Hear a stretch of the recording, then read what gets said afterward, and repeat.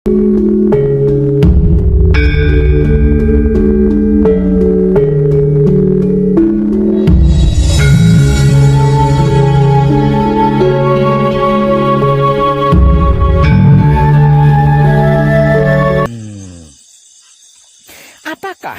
kita bisa bertatap muka secara langsung dengan Allah dan manunggal jati dengannya? Inna lillahi wa inna ilaihi rojiun. Semua berasal dari Allah dan akan kembali kepada Allah. Kenapa ragu? Kenapa bimbang? Mari kita simak ulang surat Al-Baqarah ayat 1 yang berbunyi Alif Lam Mim. Jika ayat ini kita renungi secara sadar, pasti akan muncul pertanyaan. Pertanyaannya, mengapa tidak dibaca alam atau alim? Kok tulisannya begitu? Kan tulisannya begitu.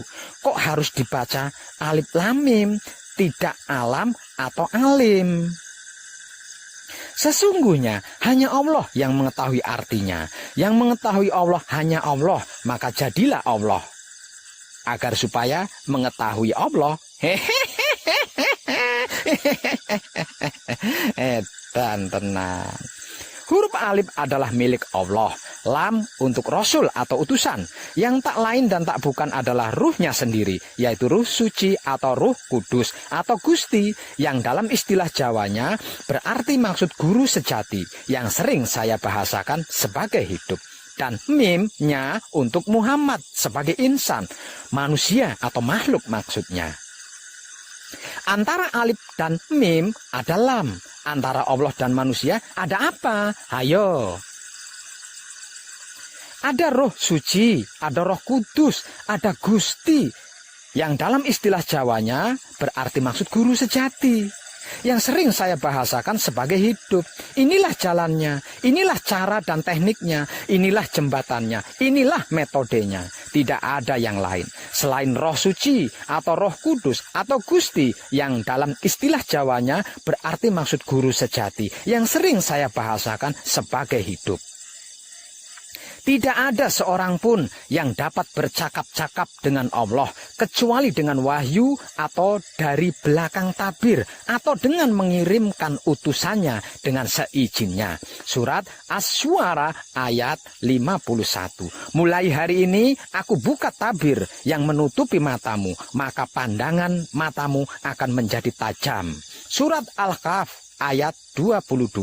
Tuhan menempatkan diri di antara manusia dengan kolbunya. Surat Al-Anfal ayat 24. Kolbu merupakan titik terendah dari sumbu komunikasi vertikal kepada Allah.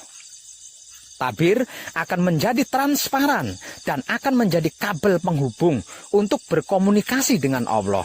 Manakala kita bersungguh-sungguh menujunya dengan kebersihan pikiran, hati, dan kelamin yang terjaga kebersihannya. Percayalah, inilah kitab yang tiada diragukan.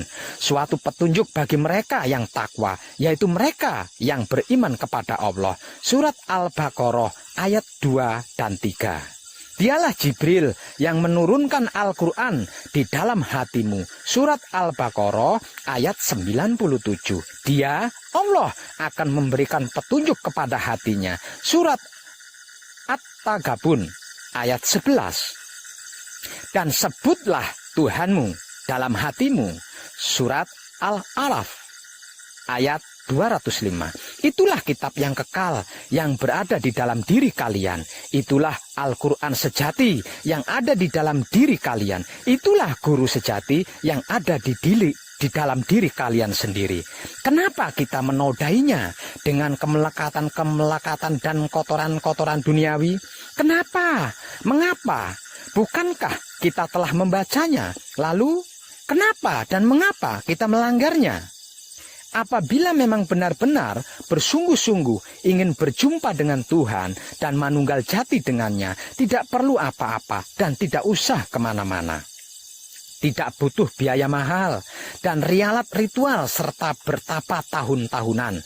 Gratis, bahkan tidak ada undang-undang pajaknya. Cukup bersihkan saja pikiran, hati, dan kelaminmu. Kemudian jagalah kebersihannya agar tidak terkotori lagi. Maka Dia sendiri yang akan menjadi jalannya, menjadi caranya, menjadi tekniknya, menjadi jembatannya, dan menjadi metodenya. Kalau sudah begitu, tinggal ngikut saja kan? Dan pasti akan bertemu wahyu pancagaib, dan pasti lagi mengerti dan memahami bahwa wahyu pancagaib itu hanya bisa dilakukan dengan menggunakan sifat dan sikapnya wahyu pancagaib itu sendiri, yaitu wahyu pancalaku, yang selama ini kita sebut-sebut sebagai iman. Dan hanya dengan menggunakan wahyu pancagaib yang dilakukan dengan menggunakan sifat dan sikapnya wahyu pancagaib itu sendiri, yaitu wahyu pancalaku atau iman, inilah kita bisa menghancur luluhkan diri kita sendiri dari keakuan, ego, pamrih, dan arogan. Sehingganya Roh Suci atau Roh Kudus atau Gusti, yang dalam istilah Jawanya berarti maksud guru sejati, yang sering saya bahasakan sebagai hidup, akan muncul memperlihatkan jamalnya. Aku dan aku salin bertemu dan berdialog.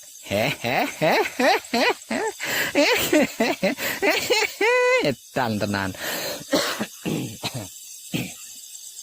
Demikianlah apa yang dilakukan Musa selama 40 hari dan 40 malam, sehingga Musa bisa menerima wahyu 10 perintah Tuhan.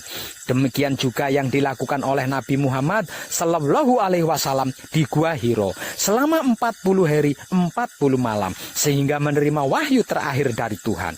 Kenapa dan mengapa kita tidak mengikutinya? Katanya umat Muhammad.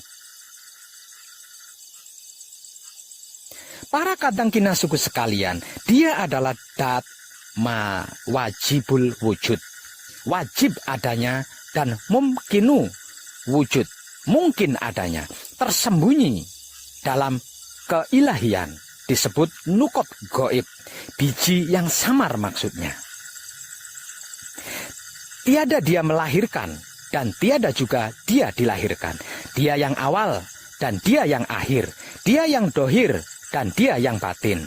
Dia sebagai dat yang tanpa kualitas, dan dia juga dat yang berkualitas. Dia maha suci, dia maha tinggi di atas segalanya. Jadi jangan coba-coba mempersekutukannya.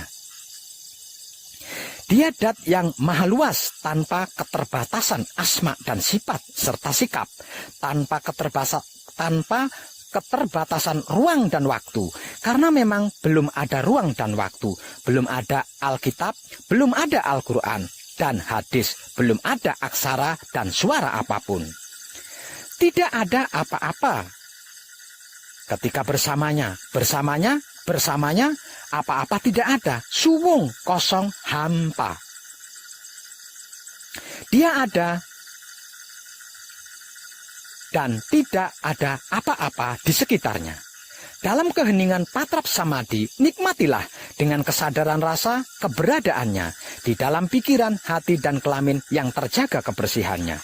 Ketika pikiran kita bersih, tersebut baitul makmur. Ketika hati kita bersih, tersebut baitul muharam.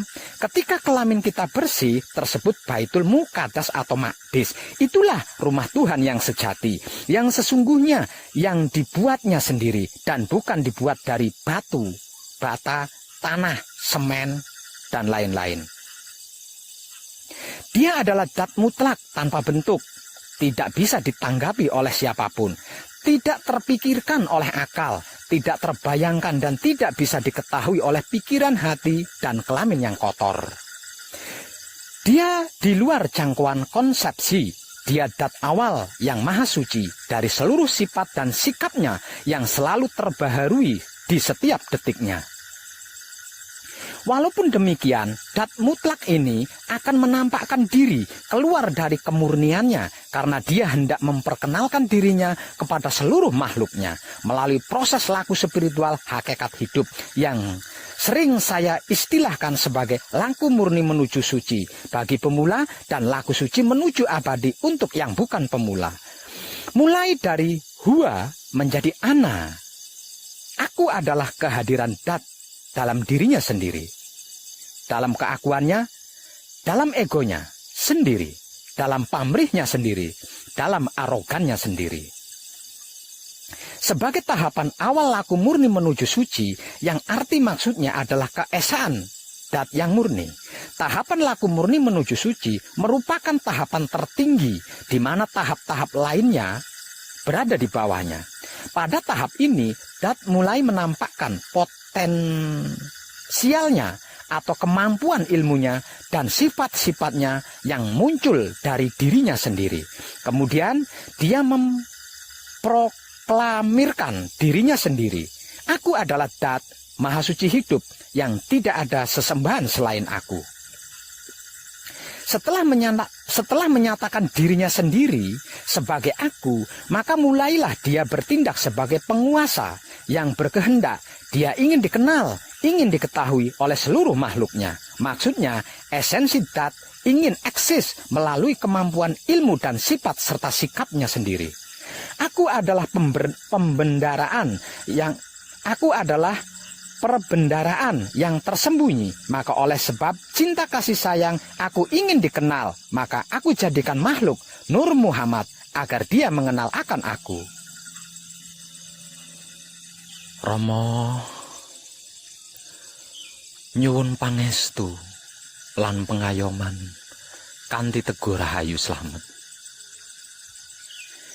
Dan tiadalah Allah mengutus engkau, hai Muhammad, melainkan untuk memberi rahmat bagi seluruh alam semesta. Surat Al-Anbiya ayat 107.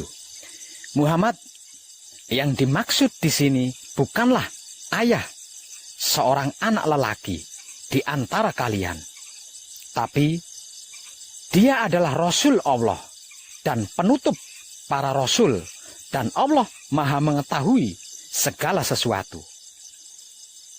Surat Al-Ahzab ayat 40. Ana minurillahi wa kholak kuluhum minuri. Aku berasal dari cahaya Allah, dan seluruh alam semesta berasal dari cahayaku. Yang mula-mula dijadikan Allah adalah Nur, nabimu ya Jabir.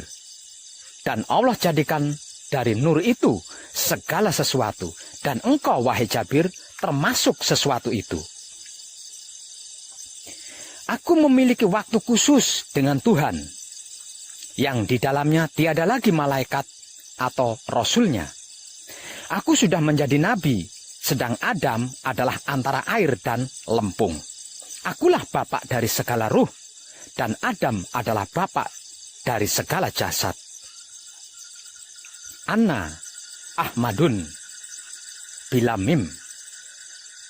Aku Ahmad tanpa mim. Aku Ahad. Anna Arabun bila ain. Aku Rab. Cahaya, Nur adalah realita atau manifestasi Dat Allah untuk menghadirkan atau menyatakan dirinya sendiri, keakuannya dalam keterbatasannya yang pertama. Aku adalah Allah dan tiada Tuhan selain aku. Karena itu sembahlah aku dan dirikan salat untuk mengingatku. Surat Toha ayat 14. Sesungguhnya agama kamu ini satu agama saja, dan aku adalah Tuhanmu. Karena itu sembahlah aku. Surat Al-Anbiya ayat 92. Sesungguhnya ini adalah agama kamu semua, agama yang satu, dan aku adalah Tuhanmu, maka bertakwalah kepadaku. Surat Al-Mu'minun ayat 52. Selain menyatakan atau memproklamirkan dirinya sendiri, dia juga mempunyai potensi atau sifat-sifat dan sikap-sikap untuk memanifestasikan dirinya dalam bentuk-bentuk dohir lain. Tahapan ini disebut sebagai manunggal jati atau hakikat penyatuan insani yang sesungguhnya, yang merupakan keterbatasan yang kedua, di mana pada tahapan ini Dat bisa dipahami oleh panca indera. Selanjutnya, manunggal jati dalam rinciannya akan sampai menjadi insan kamil, sampai menjadi debu akhirnya musnah kembali kepada Allah, abadi dengan kesempurnaannya yang langgeng. Seperti firman-Nya, segala sesuatu akan musnah kecuali wajah-Nya. Surat Al-Qasas ayat 88. Tanda-tanda kami di segenap penjuru dan juga di dalam diri mereka. Surat Fusilat ayat 53. Dat Allah meliputi segala sesuatu. Fusilat ayat 54. Di bumi itu terdapat tanda-tanda bagi orang-orang yang iman dan juga di dalam dirimu. Apakah kamu tidak memperhatikan? Surat Ad-Dariyat ayat 21. Pada tahapan manunggal jati, Dat Maha Suci hidup bisa berada di dalam diri setiap insan dan dalam sebuah gunung, di dalam sebutir pasir, bahkan di dalam debu sekalipun. Ingat, Dia ada di mana-mana, namun tetap dalam keesaannya. Dia tidak kemana-mana, percayalah. Berdasarkan penjelasan tadi, di dalam memanifestasikan dirinya sendiri untuk keluar dari kemurniannya dan menampakkan dirinya sampai Dat bisa dipahami serta bisa diraba, dirasakan secara nyata oleh panca indera adalah melalui 3 tahapan penurunan. Mulai dari Dia, laku murni menuju suci. Ulu Hia, dalam keilahian, laku suci menuju abadi. Ahadiyah menjadi aku, kumpul, nunggal, suci atau kunci. Rama nyuwun pangestu lan pengayoman. Selanjutnya, aku adalah sebagai penguasa yang maha sempurna dan juga sebagai sang pencipta yang maha abadi. Manunggal jati atau sejatine manunggal. Tahapan manunggal jati adalah merupakan tahapan tertinggi, di mana tahapan di bawahnya yaitu tahapan ahadiyah, keesaan Dat, juga disebut sebagai Baitul Makmur atau pikiran, yang arti maksudnya adalah keesaan Dat yang murni sebagai hakikat nur Allah. Tahapan wa'dah, keesaan sifat, biasa juga disebut sebagai Baitul Muharram atau hati, yang arti maksudnya adalah kesatuan Dat atau homogen sebagai hakikat Nur Muhammad. Tahapan Wahidiyah, keesaan sikap, biasa juga disebut sebagai Baitul Muqaddas atau Maqdis atau kelamin, yang arti maksudnya adalah kemajemuan dalam kesatuan Dat sebagai hakikat Nur Ilmu Muhammad. Oleh karena itu, ahadiyah, keesaan Dat atau Baitul Makmur atau pikiran, hakikat nur Allah, wahdah, keesaan sifat atau Baitul Muharram atau hati, hakikat nur Muhammad, wahidiyah, keesaan sikap atau Baitul Muqaddas atau kelamin, hakikat nur ilmu Muhammad adalah qadim. Maksudnya, ahadiyah, keesaan Dat, wahdah, keesaan sifat, wahidiyah, keesaan sikap, adalah binika tunggal ika yang tidak bisa dipisahkan dan tidak bisa terpisahkan. Ketiganya saling terkait dan mengait. Jika bisa berhasil membersihkan ketiganya dan sukses menjaga kebersihan ketiganya, maka tidak ada apa-apa di sampingnya. Apa-apa pun tidak ada, ruang dan waktu pun tidak ada. Yang ada hanya Dat semata-mata. Qiyamuhu ta'ala binafsihi, berdirinya Dat dengan sendirinya karena asma dan sifat dan sikap masih tersembunyi di dalam dirinya. Rama nyuwun pangestu lan pengayoman kanthi Teguh Rahayu Slamet. Oleh karena Dia ingin dikenal, maka Dia keluar dari kemurniannya melalui sifat dan sikapnya yang diletakkan pada setiap kedirian makhluknya, yang kemudian kalamnya Dia bersabda, kun, jadilah, fayakun, maka jadi. Oleh sebab belum ada apa-apa, apa-apa belum ada selain Dia, maka bahan dasarnya dari semua, segala dan seluruh yang diciptanya berasal dari dirinya sendiri, dari nurnya yang dijadikan Nur Muhammad yang disebut sebagai yang disebut juga sebagai jauhar awal dan jauhar akhir, ruh idofi dan wujud idofi. Selanjutnya, Nur Muhammad ini merupakan segala sumber bahan baku untuk menciptakan bentuk-bentuk lain-lainnya yang diciptanya, yang dalam rinciannya adalah alam arwah, alam misal, alam asam, dan alam insan sebagai suatu ciptaan yang baru kemudian. Alam arwah adalah tahapan di mana pada tahapan ini para ruh, segala macam jenis ruh yang diciptakan dari Nur Muhammad, termasuk ruh manusia biasa, ruh malaikat, ruh hewan, dan tumbuh-tumbuhan terhimpun. Pada tahapan ini, para ruh tersebut sudah berikrar ketika Allah bertanya kepada mereka, "Bukankah aku Tuhanmu?" Kemudian mereka menjawab, "Benar, kami bersaksi." Surat Al-Araf ayat 172. Ayat ini merupakan syahadat awal sebagai ikrar yang pertama dari para ruh ketika masih di alam arwah, dan juga sebagai penjelasan bahwa ruh bisa berkomunikasi dengan Tuhan.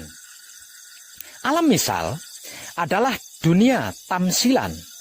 Pada tahap ini sudah ada bentuk dasar prototip yang tidak bisa dipecah-pecah, sebagaimana halnya dengan atom. Alam asam, tahapan ini disebut juga alam jasad karena sudah ada bentuk yang lebih kasar dan bisa dibagi-bagi, bisa terurai. Disebut juga sebagai alam sebab musabab atau sebab akibat. Misalnya embrio terbentuk setelah terjadi pembuahan. Alam insan merupakan perpaduan seluruh tahap sebelumnya yang kemudian diciptakan 7 alam dimensi, yang di setiap alamnya atau dimensinya diciptakan juga 7 lapisan-lapisan atau partikel-partikel di setiap dimensi atau alamnya, yang sering juga disebut-sebut oleh orang ahli sebagai 7 martabat atau martabat 7. Adapun tahapan-tahapan tersebut sebenarnya hanyalah merupakan hipotesa atau kerangka teoritis untuk mempermudah pengertian dan pemahaman kita dalam masalah dat Maha Suci hidup dari segala kesempurnaannya. Maka jangan terpaku kepada hipotesis apapun. Pegangan kita bukan hipotesis, melainkan kesadaran rasa cinta kasih sayang hidup yang tak lain dan tak bukan adalah zatnya atau ruhnya atau utusannya.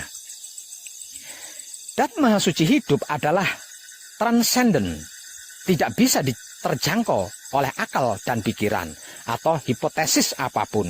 Keberadaannya hanya bisa disadari dengan rasa, melalui kesadaran yang hidup kita masing-masing. Dengan demikian, manifestasi diri dat menjadi lengkap mulai dari kesempurnaan, keabadian dalam keilahian yang tanpa kualitas, tansis, meluas ke penguasaan, rububiyah yang berkualitas, tasbih, sampai kesementaraan, yaitu hakikat insan, mulai dari kecerdasan alam semesta, insan kamil sampai menjadi debu. Hingga akhirnya kembali kepada dat, dari dat kembali kepada kekekalan dat. Itulah hukum kekekalan dat yang imanes, dat di dalam dat. Di dalam lautan ahadiyah terbentuk satu gelombang wahdah. Dari satu gelembung tersebut muncul gelembung-gelembung lain yang banyaknya sangat tak terhingga. Wahidiyah, bila gelembung-gelembung tersebut pecah, maka mereka akan kembali ke dalam lautan ahadiyah yang tenang dan tentram, sempurna, langgeng abadi, tan kenaning wah gingsir. Edan tenan. Romo, seorang yang beriman manakala mendengarkan kemanunggalan jati atau kesempurnaan abadi akan bergejolak pikirannya, akan bergetar hatinya dan berdenyut kelaminnya. Pikirannya yang mana? Hatinya yang mana? Kelaminnya yang mana? Bila yang dimaksud dengan pikiran, hati, dan kelamin adalah inti, maka di setiap sel, bahkan setiap atom di tubuh kita mempunyai inti, yaitu aku bertahta atau bersinggasana di dalam Baitul Makmur yang berada di dalam kepala Adam.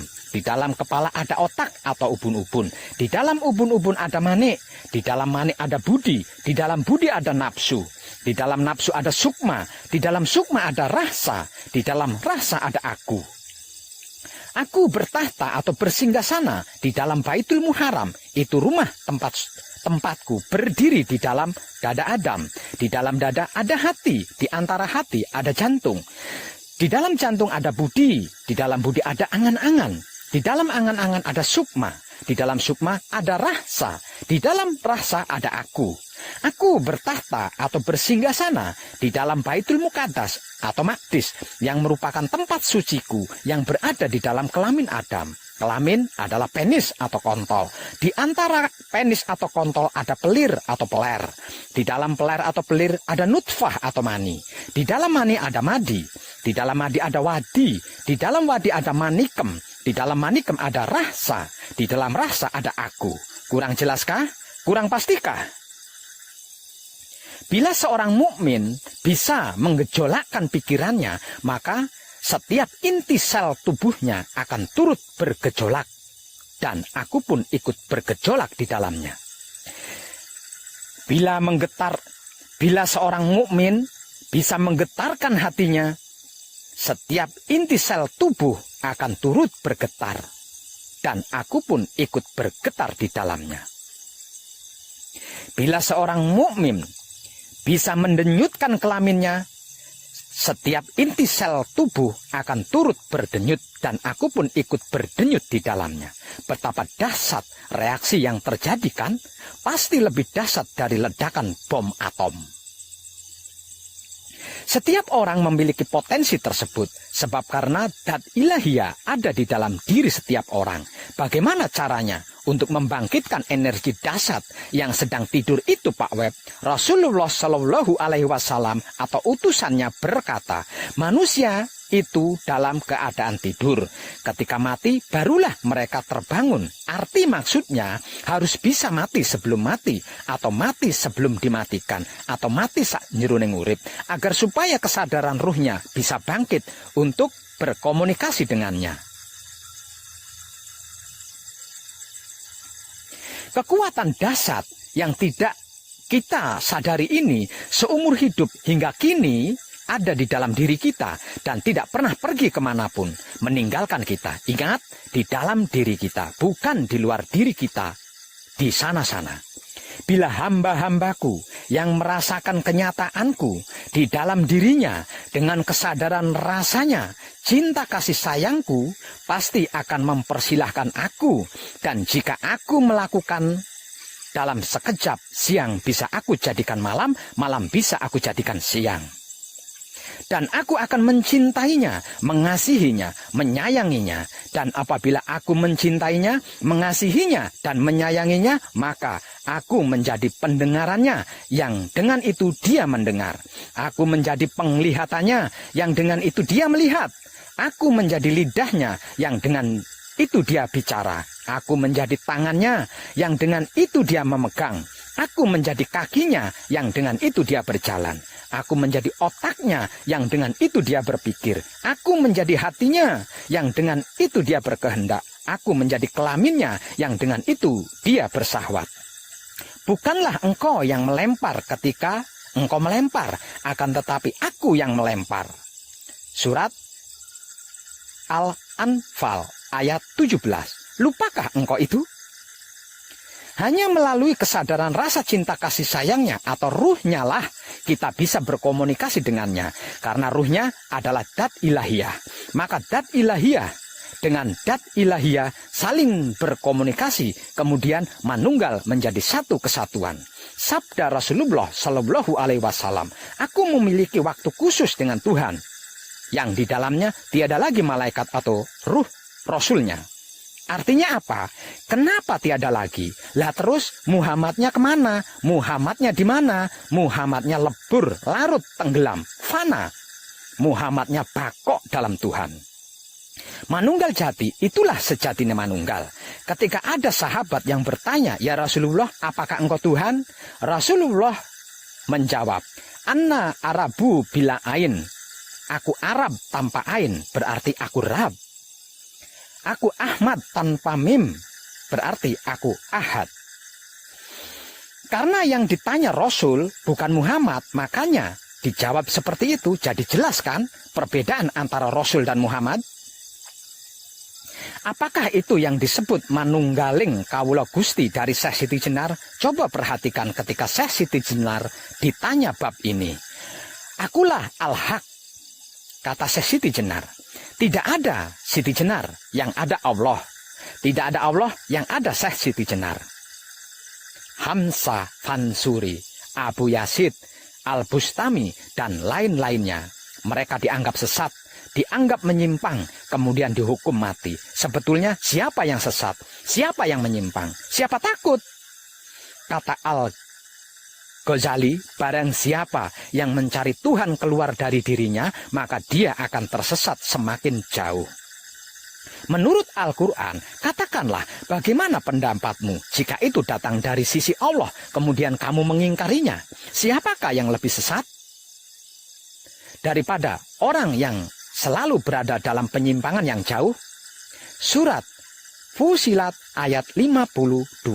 Di dalam dirimu, apakah kamu tidak memperhatikan? Surat Ad-Dariyat ayat 21. Mereka yang berjuang di jalan Allah, tentu kami bimbing mereka ke jalan kami. Surat Al-Ankabut ayat 69.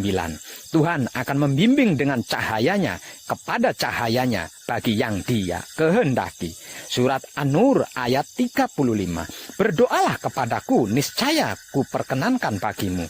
Surat Al-Mu'min ayat 60. Katakanlah, hai Muhammad, jika kamu mencintai Allah, ikutilah aku, niscaya Allah mencintai kamu, dan juga mengampuni segala dosa-dosa kamu, dan sebagainya. Surat Al-Imran ayat 31.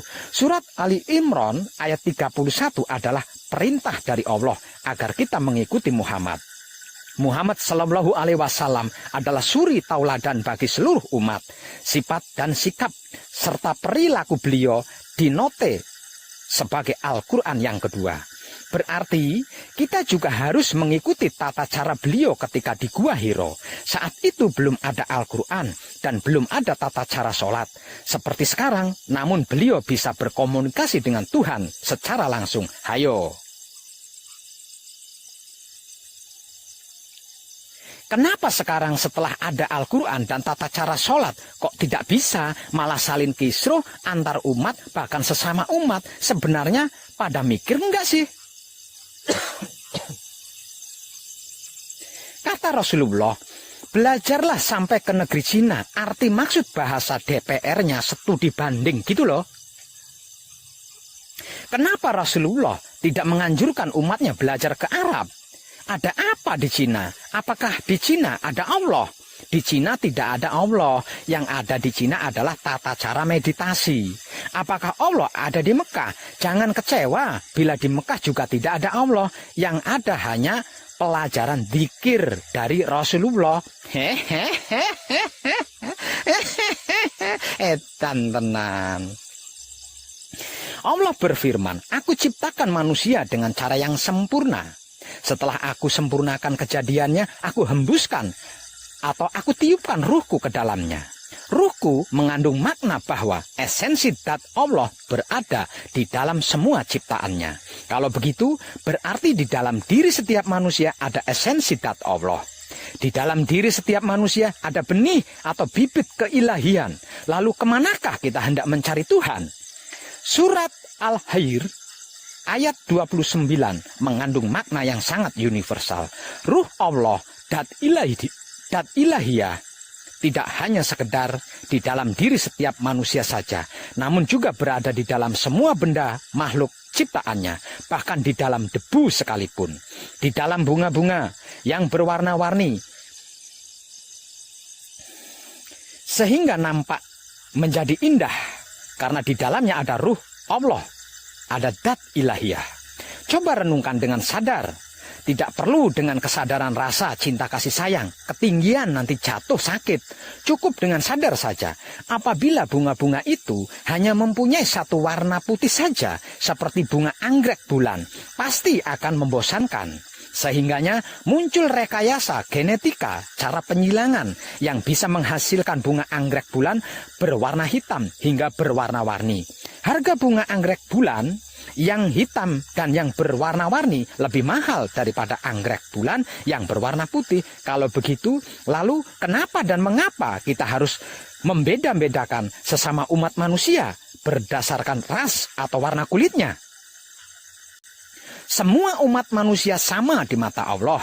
Yang berbeda adalah kadar keimanan dan ketakwaannya. Bukankah firman-Nya begitu?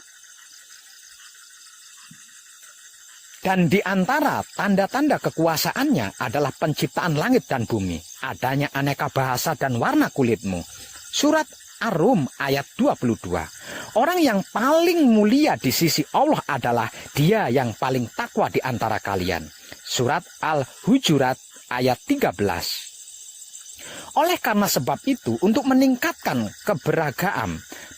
keberagamaan dan keberimanan, kita sudah sewajarnya dan sudah seharusnya bila di dalam perjalanan hidup, di kehidupan ini, kita melangkah dari bentuk-bentuk lahiriah eksternal hingga menuju kepada makna yang hakiki yang tersembunyi di dalam diri kita, internal.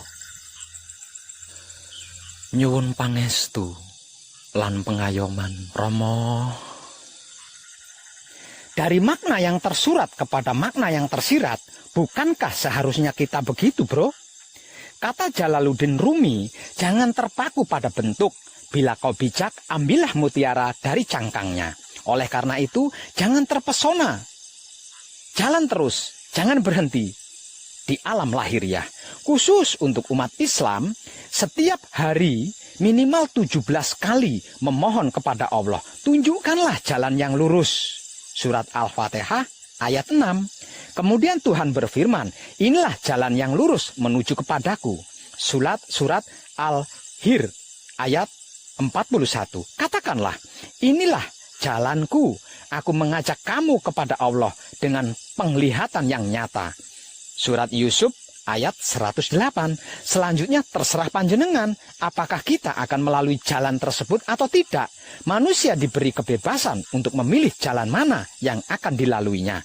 Jalan ke kiri atau jalan ke kanan, ke atas atau ke bawah. Semuanya berada dalam ketentuan hukum-hukumnya. Arti maksudnya semua ada karmanya. Dan lagi semua karma berada dalam keesaannya. Dan beruntunglah orang-orang yang mensucikan jiwanya, dan merugilah orang-orang yang mengotorinya.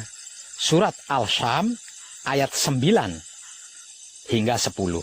Sesungguhnya hukum-hukum dat Maha Suci hidup sudah tercetak di dalam pikiran, hati, dan kelamin setiap manusia sebagai fitrah manusia dan fitrah Tuhan itu sendiri, serta tidak akan pernah berubah. Fitrah ini tertutup oleh ego pamrih arogan yang menodai pikiran, hati, dan kelamin, sehingga harus diinstal ulang dari laku murni menuju suci menjadi laku suci menuju abadi.